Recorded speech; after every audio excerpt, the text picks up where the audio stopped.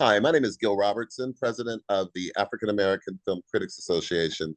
Today, we're thrilled to have the talent and creatives who contributed to the amazing Apple TV Plus series, Masters of the Air.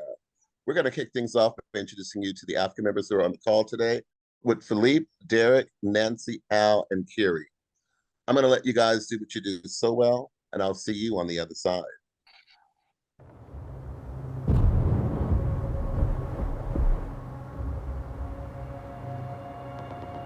When you look at it, you don't pay attention to what's really going on.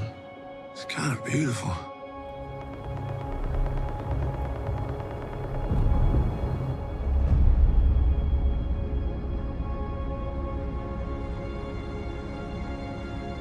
We came from every corner of the country with a common purpose. Go, go, go, go, go, go! To bring the war to Hitler's doorstep.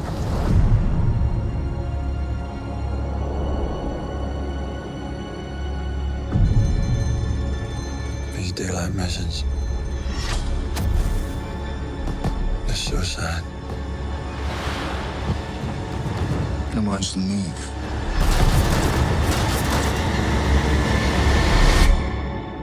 We lead our boys through it.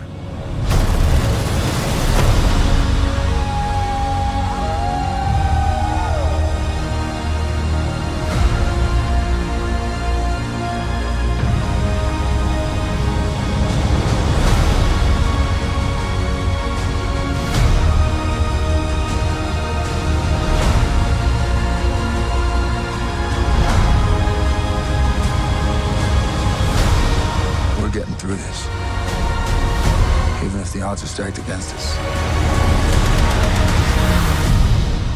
First time in the sawmill, boys. Let's rack 'em up and knock 'em down.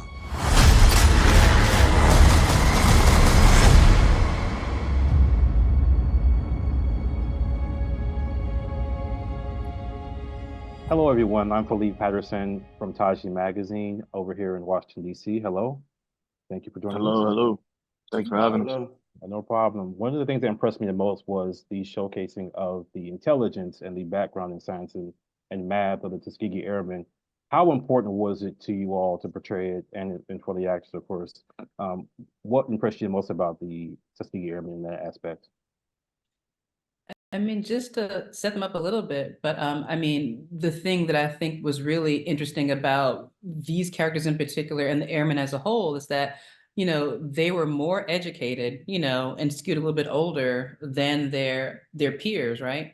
And so, you know, I relied a lot on Alexander Jefferson's and also Richard D. Macon's oral history projects. There were interviews that were done with them.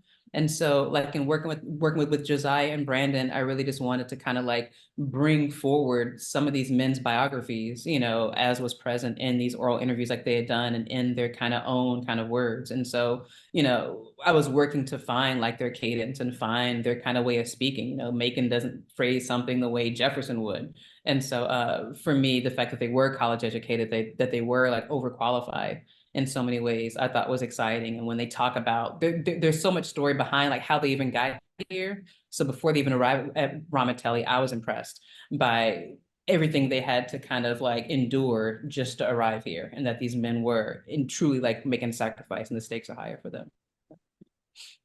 Right. I think for Alexander Jefferson too, you know, his book was so in depth of his life before, so I really got to see who not only he was as a person, but also his education level and how committed he was to that. I mean, even to the point of after being in the military for so long, then being a school teacher for until he retired as well, and after.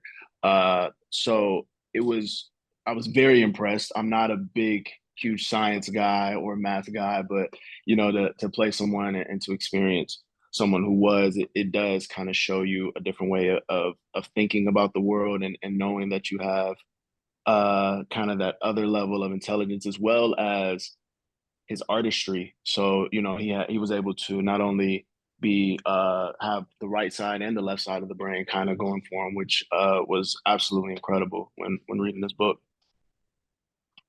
I think Branden touched on a very poignant part, I think, of what we were trying to um, achieve essentially when, he was explaining about how Jefferson's, I guess, progression after post-military life when he became an educator.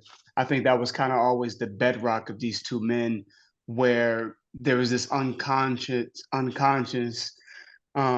learning amongst each other, and it was rooted in earnest, specifically with Richard D. Macon and his almost eidetic memory when it came to numbers, and parts of a machine, how they function, why they function.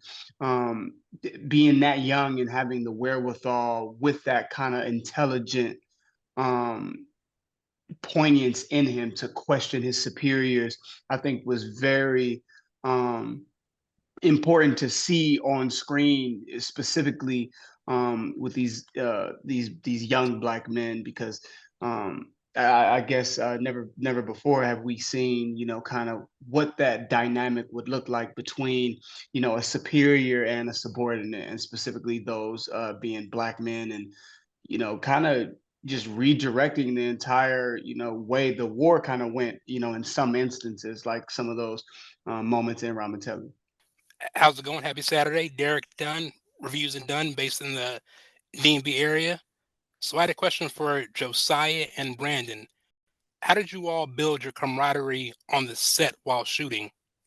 Me and Brandon like have answered this question like 100 times already, but I think it really just started with the authenticity, with the environment that Dee created. To be honest, I mean, Dee created this bedrock for us, to kind of just jump in the deep end from the beginning. We were on a block shooting schedule, so we were like shooting out of order. So I think the first scene we ever shot together, we were all together, and it was me, Brandon, and Shooty. Brandon specifically and Shooty, they were holding me up on their shoulders the first time we ever met. So I think kind of being plunged into the deep end, with my brothers, I think it kind of set the tone and it set the stage for us to kind of elicit that chemistry on screen. Yeah, I think we also had a kind of a training session with the rest of the Tuskegee Air Men as well, and the Ramatelli group.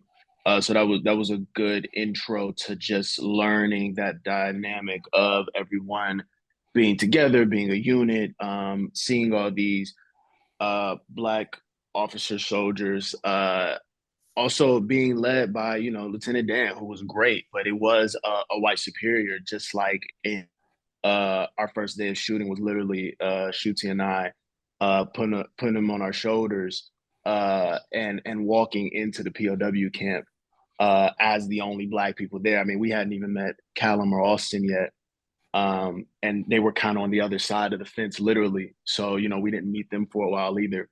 So it kind of, art was imitating life, life imitating art, and dropped us in very quickly. And so we were able to kind of lean on each other quickly, and be able to talk to each other throughout the entire process. So it worked really well, I think.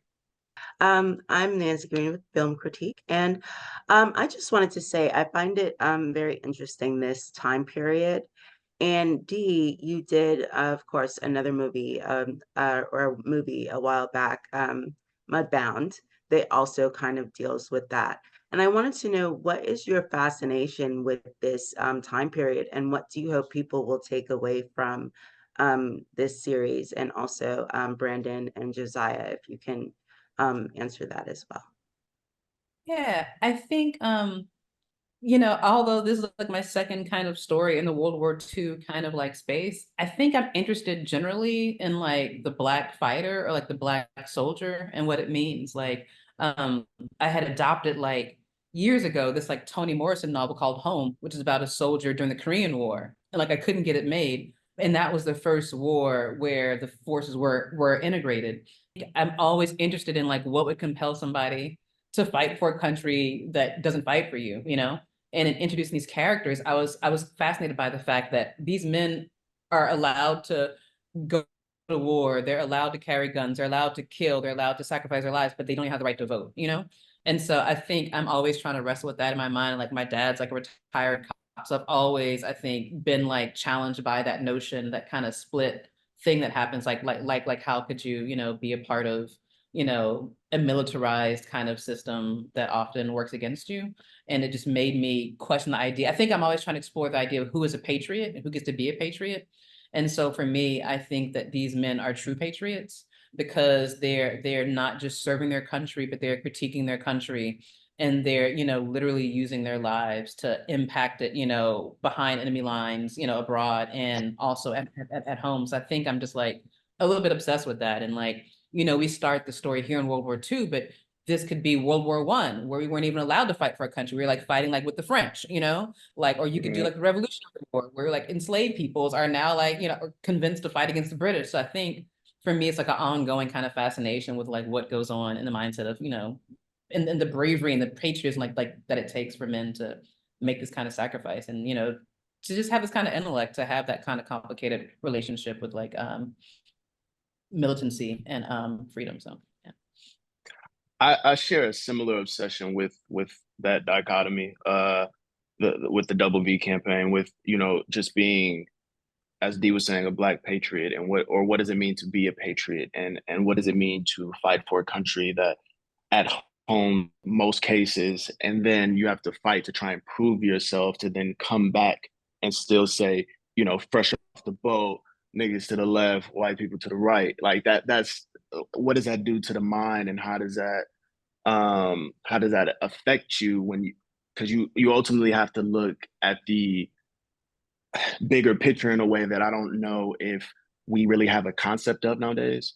I think, especially for my generation, it is so far removed that sometimes the closest we can get is a TV show like this, or a good documentary that tries to put us in as much as possible. But really, when you do think about it, you know, the magnitude of what these people were fighting for was huge, without knowing what the end result would be.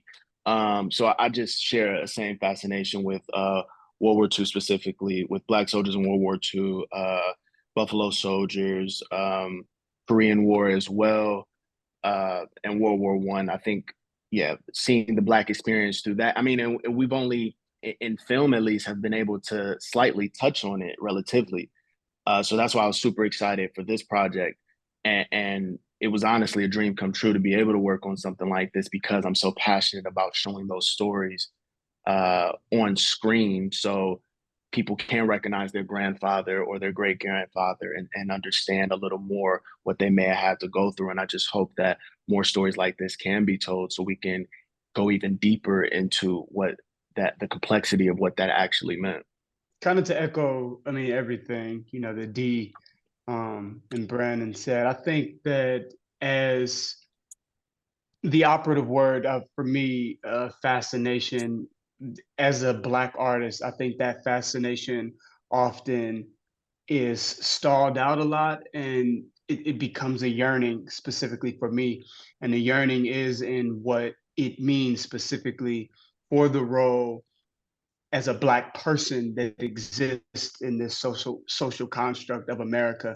And specifically during that time, my grandfather, he served in the Vietnam War. And for me, the fascination always just stayed rooted in a fascination, and never really there was never really a touchstone. There was never really, well, okay, Pops, well, why did you do this? And it was just a very straightforward, this is what I had to do. And I think that for me, climbing inside the mind and psyche of Richard D. Macon, I think that there was this meta social commentary that was happening, specifically, you know, in the storytelling that, you know, Dee, you know, so eloquently, you know, wrote and directed, that as people and audiences are watching Masters of the Air, you see this, you know, this kind of wink or nod at, you know, when Macon is getting interrogated by the Germans.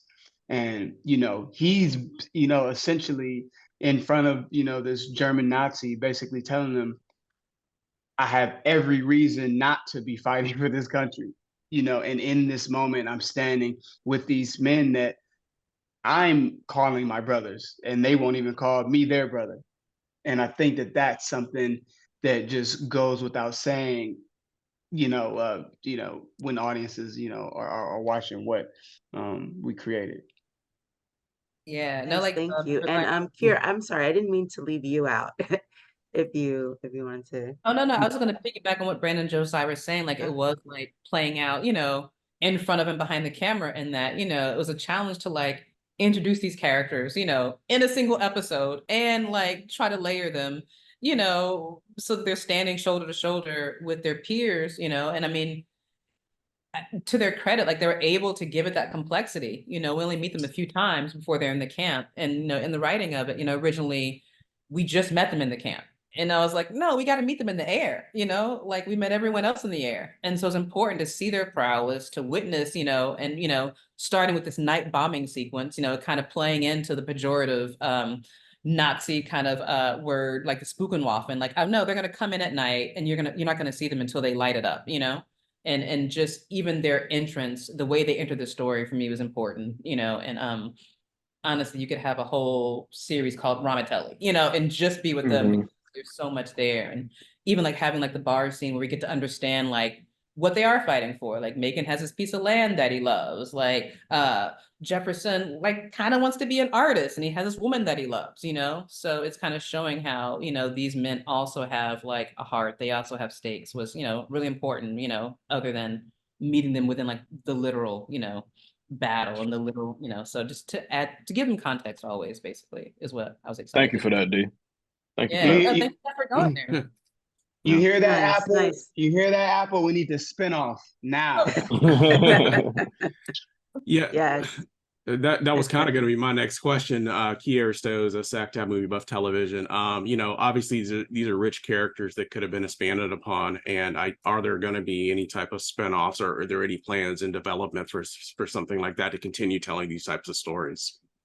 From your lips to God's ears, man. I love these Yeah, characters. right. Like so much more. Like and there's so much that got cut. I mean, but we bear, just alone there, and even like, you mentioned the camaraderie, right? And so because we were shooting out a sequence and we shot, their big briefing scene after they had already kind of gotten together, I was trying to like break them apart. It's like, oh, they're not all sitting together because you're trying to like show how they naturally kind of, become kind of comrades. But because I feel like there's just so much more to explore. And like the performances Branden and Josiah gave were so heartfelt. Like in the audition process, it's hard because it's pandemic, so it's not in person, it's like on a screen. And just both of these men just like leapt off the screen and like, not even being in the room with them, you could feel the spirit, you could feel the passion. They were, and it's like, okay, yeah, that's Jefferson. Yeah, that's Macon, So and with Shuti, like there's just so much charisma and so much there. So anyway, I'm gonna stop gushing, but yeah. Thank you, D. I'm Al McGee with YETicket.com. I'm here in Boca Raton, Florida. Well, I'm going to ask a general question because I'm always interested to know a little bit of your history yourself. First of all, Dee, why did you want to be a director? And also, Branden and Josiah, why did you want to become actors? Because it's such a hard art form to be a success. And why did you all want to get into these fields that you're in? But I see how great you are, and also that series is very, very good. So how did you get started? Why did you get started? For me, in a weird way, like this is like my second life. Like initially I went into like marketing because like I'd seen Boomerang and I wanted to meet Stranger. So I was like, all right, I can do that. And then I realized I was like on the wrong side of the table, like the ad agency like does all that. And so then I actually got laid off from a job, then quit a job and went into like wanted to like write. And I was like, this is what I want to do. Like, and so writing led me to directing. Like I thought I just wanted to write. And then I would get involved with these characters and couldn't bear the idea of handing them off. And then, that led me kind of to directing. So I came at it kind of sideways. So.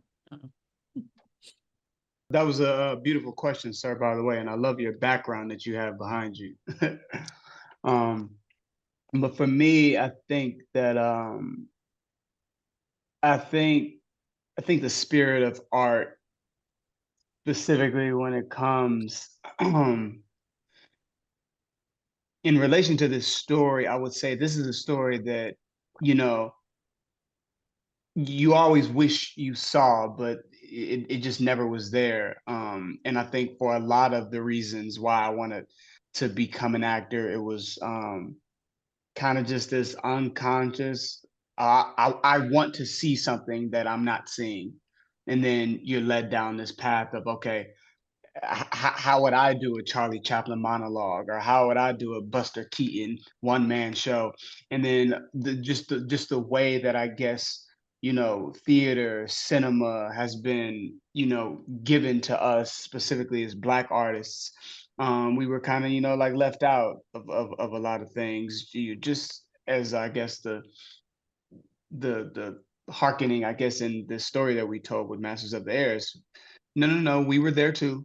We were there too, and we were very much so involved. And I think just my wanting to contribute, I think, is where everything kind of just stems from. I just wanted to contribute. With, I guess, I was good at speaking, you know, and then that kind of just like snowballed into, you know, me developing, you know, the devices and techniques, of the craft of acting itself.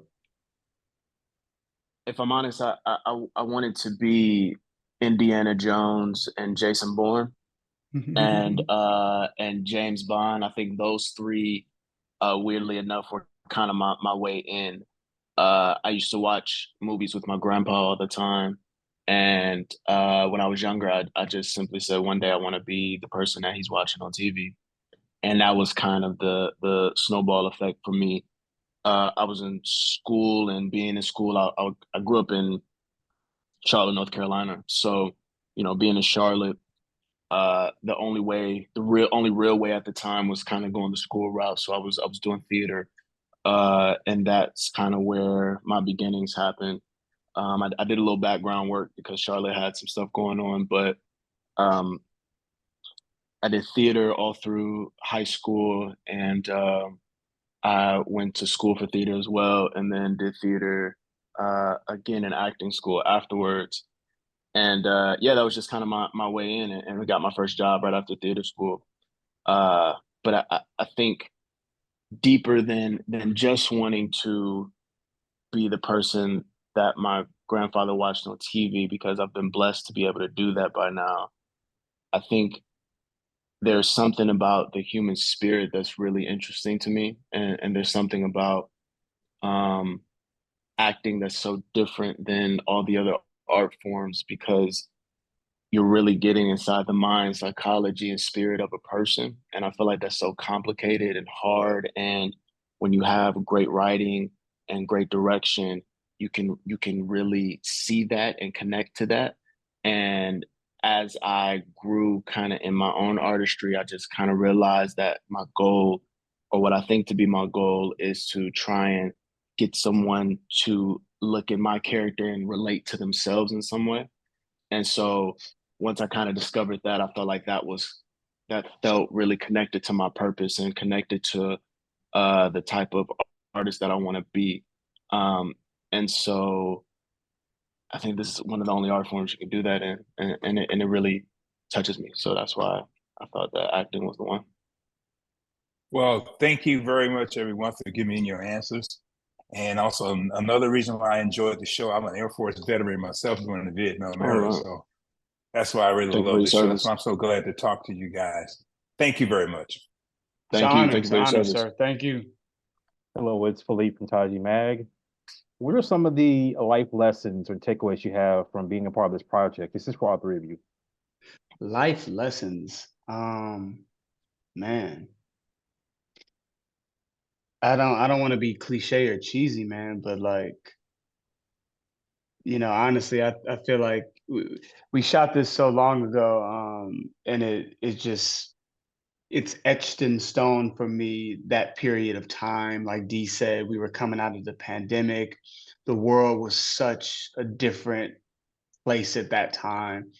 And I think that it, you know, will forever in stone be for me a time where I met, some men that I truly am inspired by, moved by, and I think will be, my brothers for the rest of my life, in Branden and Shooty.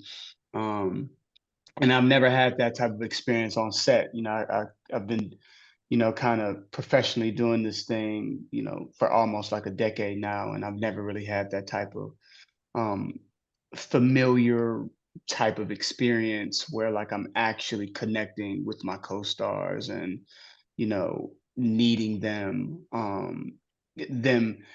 being a great scene partner turned into them being great confidants, you know shooting the shit with your bros. And I think that's very rare in this industry, specifically with it being such a dog eat dog type of space. Specifically for us as Black actors, we don't, historically, we never, it was only one man at a time, and now we're in a space where we kind of all could like share a piece of what's happening. And I just am forever grateful for that. I think that was like the biggest life lesson for me.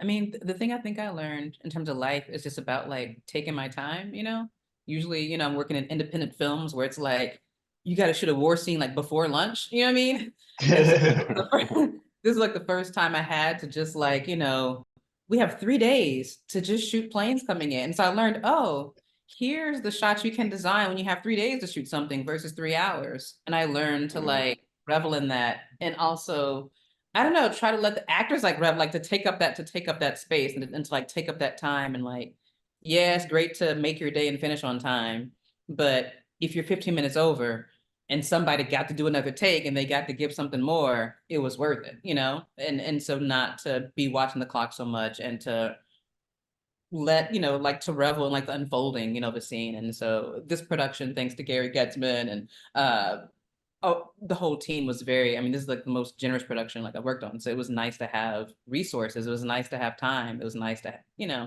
just let the crew unfold in that and to really, really shoot it, in a way that was compelling and interesting and give the actors more time to like unfold their performance, So yeah. I think this has definitely been probably the one of the best moments of my career thus far, and I learned a lot about myself in the production of just like my process and what that's like, and being on a X million-dollar set, and the scope of that and what that means and how to operate in that and how to figure out your energy with your other castmates, but still making sure that you can figure it out for your scene. And so I think overall this was a huge growing experience for me as an actor, and one that I will forever hold dearly to me. Thanks to Dee, thanks to Josiah and Shuti and Gary and the whole cast and crew.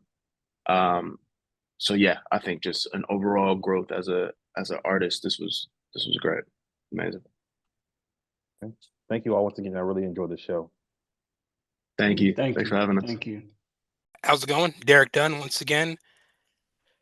So my question is for all three of you: what's been the greatest piece of feedback you've received from viewers or from critics regarding the show?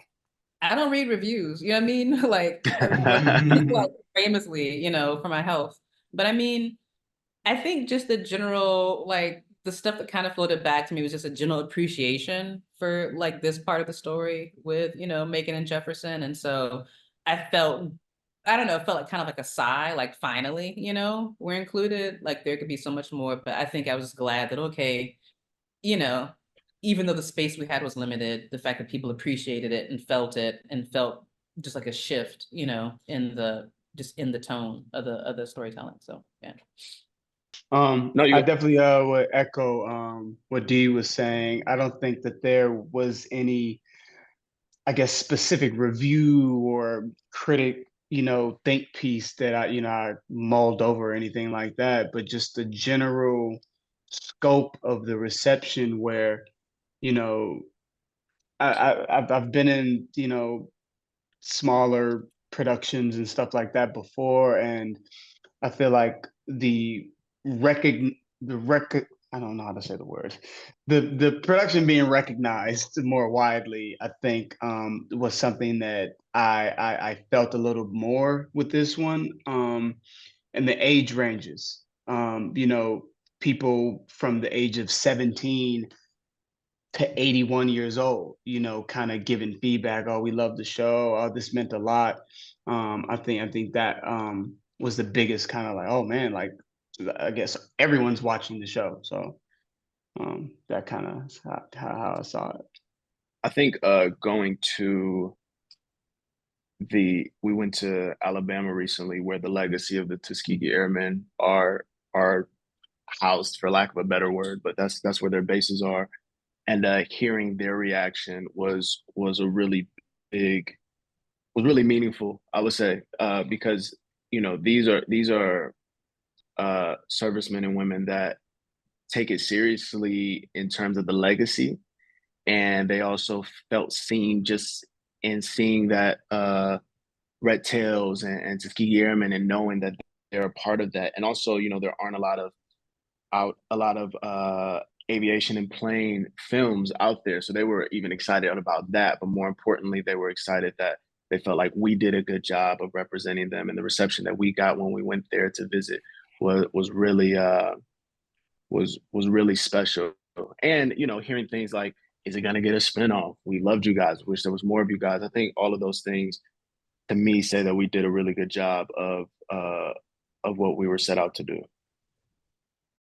And also like with the airmen, like just down to the mechanics of the planes they're flying, you know, as opposed to the bombers where it's 12 men, you know, in these planes. For one, like they're the pilot, they're the navigator, they're the bombardier, they are, you know, they're the mechanic, they're performing all the functions. So I love the idea of like this, like, you know, instead of 12 men, 20 men to plane, it's like, you know, it's a army of one, like in that way, you know, and they're keeping these tight formations with and also, you know, understand like where the target is, and also, you know, with an awareness of like, you know, each other's like, you know, making it back. So just that alone shows like the brilliance, you know, and of the real life men that pull this off. And it's like hard to imagine that, you know, I mean, just shows the brilliance of these aviators. And I'm glad, you know, Yeah. there's to get told in part.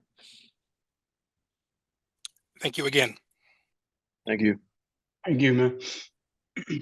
So one of the things I wanted to know, especially with a show like this that goes into war and things like that, was anything for you triggering? And also, what was like the most difficult thing for you to film, whether it was physical or emotional? The first day that we talked about was actually, if you allowed yourself, was tough. I mean, look, the cast and the crew were great. There was obviously no real whatever, but I think when we kind of sat in that and allowed ourselves to really understand the given circumstances of we are kind of the only Black pilots going into this war camp, POW camp, and not really understanding what that's going to mean and how that's going to feel. And one of our brothers is hurt. And, you know, that goes into the later scene of Jefferson with Buck, Buck, yes, Buck, Clevin. And yeah, Buck and Bucky, I always get it confused. But going into the scene with Clevin, Major Clevin, and trying to suss him out and figure out what does he want from me, and how is this interaction gonna go, and thinking those things were, like I said, when you allow yourself to really get into that mindset and get into that time period, we're a little like, oh, okay, I get it, I get it a little more, and you know, I wouldn't say necessarily triggering, but it did trigger emotions of understanding more, or awareness and empathy of the time and the people who had to go through that. And they did a good job of setting those scenes, especially with the scene with me and Clevin. Me and Dee talked about that one a lot. So yeah.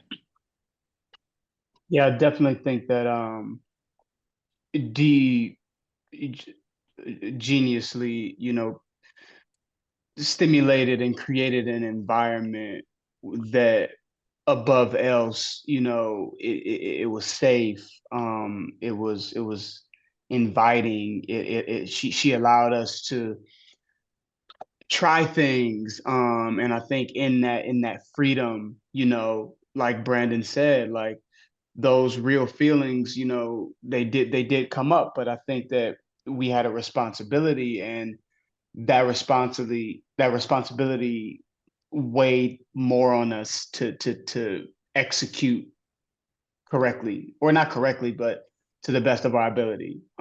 Where it should have felt uncomfortable, but for the right reasons, so we could, kind of execute authentically, and staying true to, like Branden said, what it really meant for those men in that specific time.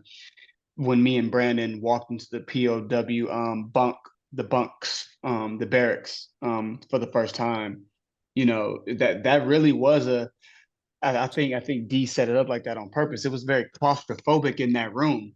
Like, Yeah. you could barely breathe in that room, and like then you add on top of it, it's like, okay, the two black guys are here now in a room full of 30 white guys. You know what I'm saying? So but like Branden said, the cast, everyone was amazing. We were laughing and getting coffee like right after we called cut. So I think that we all kind of knew the mission that was at hand, and for us to execute was extremely important. Yeah. But you guys had such a facility like with the text. And so that was different. Like this was not a production where people were like learning the lines, figuring out the lines, paraphrasing. Like you guys were tight on the text. So I mean, that gave me freedom to play because it's like, okay, now it's just like emotions, you know what I mean? Like, I mean, you guys word for word we're like word perfect, in a way that, as a director you can take for granted until you don't have it. Like, oh God, like, Yeah. did you, but I mean, Branden and Josiah, the whole, I mean, the text was there. And so that freed me to play all like subtext. And I was gonna say the same thing as you, Josiah, that walking like into the bunk room, like, just from a production design standpoint, yeah, we made those even tighter because it wanted to be like, another man's foot is always in your frame, is always in your face. Yeah. There's always another body. They're all the bodies are stacked. And then into that moment, like, these men who've never been in close quarters with a black man in their life, except in the service thing, are now going to be in close quarters with you. And like, I really wanted to push and I really wanted to make it uncomfortable. And like, this is not going to be okay. Like, they're not going to be okay with this, but how do you, how do Macon and Jefferson have their dignity? They're coming in, they're standing square. One has a literally broken neck, but he's still like, ready for however way this goes, like, and so it's tense, like, oh, if this comes a fight, this man's neck is broken. Okay, if it's not a fight, like, how's this gonna work? So I love designing that scene with you guys, and thank you guys for like being game, and just thank you guys for being so just. I've never had cast like so just dead on like with the text, like we weren't, because that just freed up everything, so we're spending time playing with it and not fixing anything. Yeah. Thank you, dude. Thank you. Thank you. Fascinating, and much success with the show. Dee, I'd like to know, how did this process work? You directed episodes 7 and 8, and those are the most impactful to me episodes because it brings everybody together. Again, you had the airmen, the Tuskegee Air Men, finally seeing the guys they were protecting in the air, because they never got to see them on the ground because they were coming from London and places like that. But how does this process work where they tell you, how did that work where they tell you what episodes you're going to direct? Yeah, so Cary Fukunaga like invited me on, and it's funny because I had just reached out to him to say, hey, the James Bond trailer looks dope, you know what I mean? And he's like, what you doing? I was like, chilling, he's like, oh, like come hop on this show. And it's funny because it was either 5, 6, or 7 and 8. And so he kind of like laid it out. He told me he's going to talk to Ryan and Anna. And so kind of he told me what 7, 8 was going to be. I was like, yeah, I want to do that. And like episode 8 wasn't even like written yet. It was kind of just like a sketch. And but I like the idea of the men being grounded, And so for me, I do want the action, sexy, fun stuff, but also to me, I said, okay, well, there's a challenge. Like if you don't have the explosions and sexy stuff, like how do you deal with these men who are separated from their machines, And then it's going to be about ego. It's going to be about like almost like their internal, like do they collapse under the kind of feeling of failure? Do they collapse under uncertainty, So that actually made it more attractive in terms of like a character study, and like across the board with like Clevin and Egan, it's like, okay, away from their tools, away from their kind of like resources, like how do they kind of find a sense of themselves, in this place, and it's fun to start to like chip at that and have it deteriorate, and to introduce like a new world, which is like the world of the camp, which could have like a dustier feel, which could have a different palette completely. So photographically is interesting because then you can kind of change the color of the thing, and you have reason because you're in a different space. So I think that's how it came about, and I felt kind of like, okay, if I'm going to do this episode, then like, it's going to be for the right reason, and I'm going to bring, like these guys are talking about, my own family history with, grandfathers in the military, and try to infuse as much as I can. So yeah, but it was exciting to work with. And it was exciting because it was just like about relationships in some ways, and just about like them wrestling with their own internal kind of demons. So yeah. Yeah, I saw that in those episodes and how they were just really focusing on the characters in episodes 7 and 8. And you did a great job. And again, I want to thank Apple Plus for putting this show on, but also to hiring you guys. You all did a great job. Thank you very much. Well, thank you. Thank you so much. Absolutely. Kier Stos, kind of movie buffs television again. So just to kind of bring it home, I mean, obviously, if we don't get a spinoff or anything of this nature, what are some additional, I guess, Black stories, Black rich character stories that you guys would like to be able to tell moving forward in the future, in the same kind of vein of this show? So. Go ahead, Dee. I want to hear. I want to hear what Dee got. I was also like, there's a book called All Blood Runs Red, and it's about Eugene Bullard in World War One. It's like insane. This guy was like a pilot.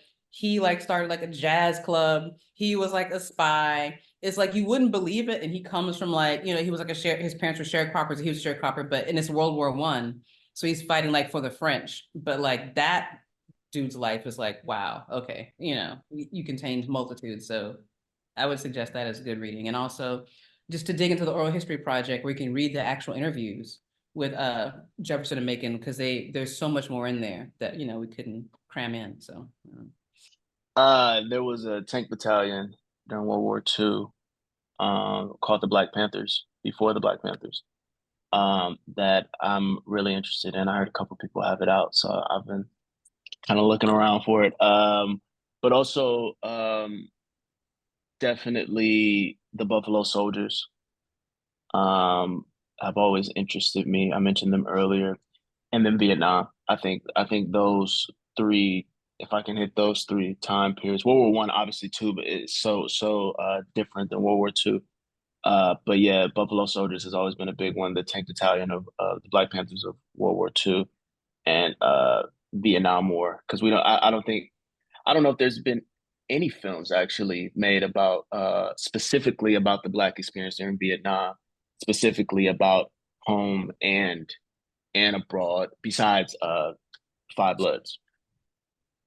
I definitely Dee alluded earlier to the Korean War. I think I have a lot of fascination with the Korean War and what the Black soldiers' role was that predating World War II. Because I mean, World War II, we have the obvious, implications of what's happening back home in America. But I think World War One is a whole different type of vibe. You got the Harlem Renaissance in there. You got the Roaring Twenties. So I think that would be a very great angle, just to see on screen in any type of way to me. Harlem Hellfighters, yep. Yeah. That'd be dope. Thank you. No, that's great. I'd love to see some stories about all of those. I think that'd be fantastic, especially like the Korean War, Buffalo Soldiers. I think those would be great. Branden, Josiah, Dee, we thank you for your time today. These 2 episodes were our favorites. And it's largely because of the talent here that was involved. On behalf of the world's largest group of Black film and TV critics, we thank you. Know that we're following you. Know that we're supporting you. Know that we're here for you. We'll see you on August 24th. Yes, sir. Thank you. Thanks Thank everyone you. for watching this edition of Africa Roundtables. Have a great day.